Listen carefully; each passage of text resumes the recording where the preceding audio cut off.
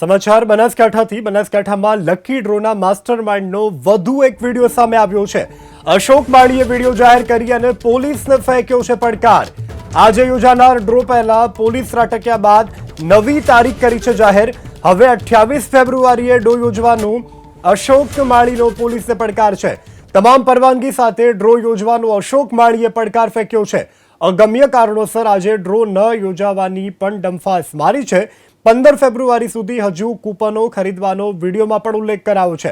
એજન્ટે કેટલીક કૂપનો ન જમા કરાવી હોવાનો પણ અશોક માળીનો છે ડંફાસ। અશોક માળી એક બાદ એક વિડીયો જાહેર કરી અને પોલીસને ફેંકી રહ્યો છે ખુલ્લે ખુલ્લો પડકાર।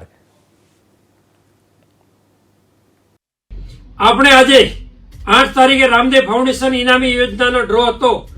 એ ડ્રો અમુક કારણોસર એટલે હજી સુધી માર્કેટમાં જે બુકો નીકળી છે એ જમા કરાઈ નથી તમામ એજન્ટ મિત્રોએ। અને બીજા નંબરમાં પરવાનગીઓ લેવામાં થોડા હજી લેટ છીએ।